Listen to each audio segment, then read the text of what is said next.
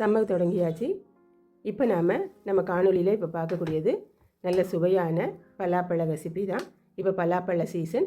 So சீசனில் கிடைக்கக்கூடிய பழங்களை வச்சு நாம் சுவையான பலாப்பழ கேசரி அது செய்கிறதுக்கு ரவை 1 கப்பு, சீனி 3/4 கப்பு, கொஞ்சமாக தேங்காய்,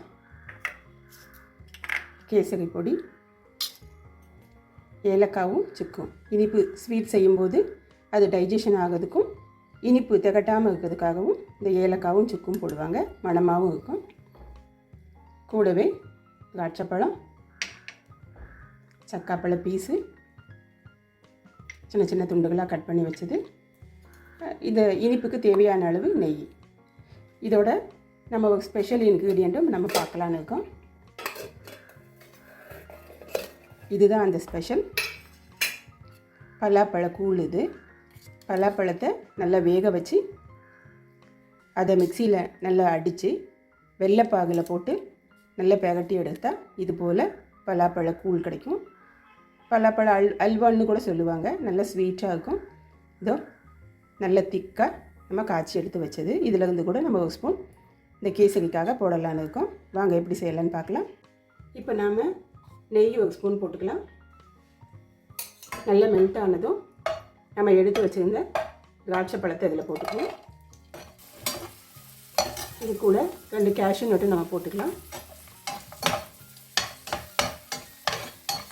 கூடவே ரவையும் போட்டு நம்ம நெய்யில் வறுத்து எடுத்துக்கலாம்.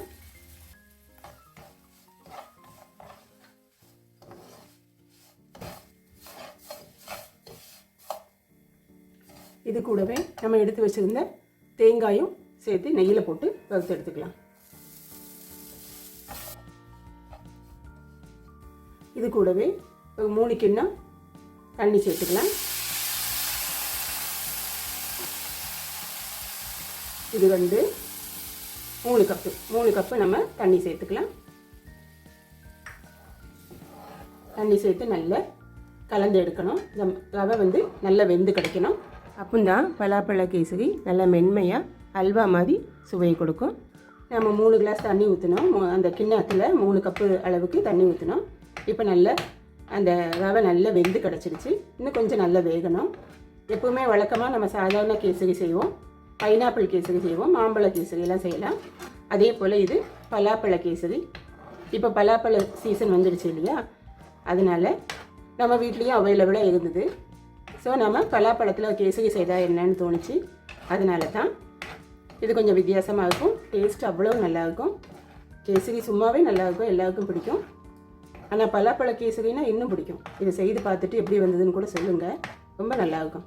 நல்லா வெந்துடுச்சு. இந்த ஸ்டேஜில் நம்ம எடுத்து வச்சுருந்த 3/4 கப் சீனி போட்டுக்கலாம்.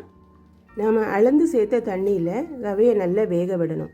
ரவை நல்லா வெந்ததுன்னு தான் நம்ம சீனியை சேர்க்கணும். இல்லைன்னா அந்த கேசரி அல்வா பதத்துக்கு நமக்கு கிடைக்காது. இது கூடவே ஏலக்காய் பொடியும் சுக்கு பொடியும் நம்ம சேர்க்கணும். இது டேஸ்ட்டுக்கு சுவைக்கு மட்டும் இல்லை, நம்ம இனிப்பு செய்யும்போது திகட்டாமல் இருக்கவும், நம்ம சாப்பிட்ற உணவு ஈஸியாக டைஜஸ்ட் ஆகவும் இது பயன்படும். அது மட்டும் இல்லாமல் இந்த கேசரிக்கு வாசனையும் கொடுக்கும். இப்போ நம்ம கேசரி பொடியும் சேர்த்துடலாம். சேர்த்துட்டு நல்லா ஜென்டிலாக அதை ஒன்று போல் கலந்து கொடுக்கணும். அப்போ தான் அது முழுமையாக அழகாக கேசரி கலருக்கு கிடைக்கும். ஃபுட் கலர் சமையலுக்கு அதிகமாக சேர்க்காமல் இருக்கிறது நல்லது. அதே சமயம் கேசரிக்கு அந்த ஃபுட் கலர் சேர்த்தா தான் அதோட டெக்ஸ்டர் கிடைக்கும். அதனால நம்ம சேர்க்க வேண்டியதாக இருக்குது. இது கூட நம்ம வச்சுருந்த பலாப்பழ துண்டுகளையும் இந்த கேசரியில் சேர்த்துடலாம். ஏன்னா நாம் செய்யக்கூடிய ரெசிபி பலாப்பழ கேசரி. அதுக்கு பலாப்பழ துண்டுகளையும் நம்ம சேர்க்கணும் இல்லையா. இந்த ரெசிபிக்கான தலைப்பு பலாப்பழ கேசரி. அதனால ஒரு 4-5 பழத்தை நம்ம இதெல்லாம் சின்ன சின்ன துண்டுகளாக வெட்டி அந்த கேசரியில் சேர்த்துட்டோம். 1 ஸ்பூன் நெய் சேர்த்துக்கலாம். கேசரி எல்லா வீட்லேயும் ஈஸியாக செய்யக்கூடியது. அது கூடவே நம்ம இது போல் பலாப்பழத்துலேயோ மாம்பழத்துலேயோ பைனாப்பிள் இது போல் கொஞ்சம் வித்தியாசமாக செய்யும்போது இன்னும் சுவை அதிகமாக இருக்கும். செய்து முடித்தோடனே இதெல்லாம் காலியாகிடும். இது கூட நாம் செய்து வச்சுருந்தோம் இல்லையா பலாப்பழத்தில் கூழ், அதுவும் நம்ம 1 ஸ்பூன் சேர்த்துக்கலாம். கொஞ்சம் கூட சேர்த்துக்கலாம். அவ்வளோதான். இது கூட கொஞ்சம் நெய்யும் நம்ம சேர்க்கலாம். அப்போ நல்லாயிருக்கும். பார்க்க ட்ரையாக இருக்குது, கூட கொஞ்சம் நெய் சேர்த்துக்கலாம்.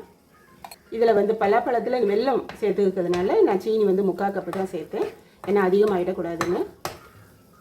இந்த பலாப்பழ கூழ் நம்ம சேர்த்தோம் இல்லையா, அதுலேயே வெல்லம் கலந்துருக்கு. ஸோ இனிப்பு நல்லா எடுத்து கொடுக்கும். இதோ நாம் செய்த பலாப்பழ கேசரி பார்க்கும்போதே நமக்கு வாயில் எச்சி ஊகும், சாப்பிடணும்னு தோணும். பலாப்பழ கேசரி இதை செய்கிறதுக்காக நாம் இதில் கலந்த நெய் கூட தனியாக பிரிஞ்சு நிற்குது, எண்ணெய் பிரிஞ்சு வந்துடுச்சு. இதோ உங்களுக்காக சுட சுட பலாப்பழ கேசரி. இதை நம்ம ஒரு தட்டில் மாற்றி என்னுடைய சூடு ஆகினதும் அல்வா போல் உள்ள பலாப்பழ கேசரியை எல்லாருக்கும் கொடுத்து நாமும் மகிழ்ச்சியாக சாப்பிடலாம். நல்ல மணக்க சுவையான பலாப்பழ கேசரி இதோ உங்களுக்காக.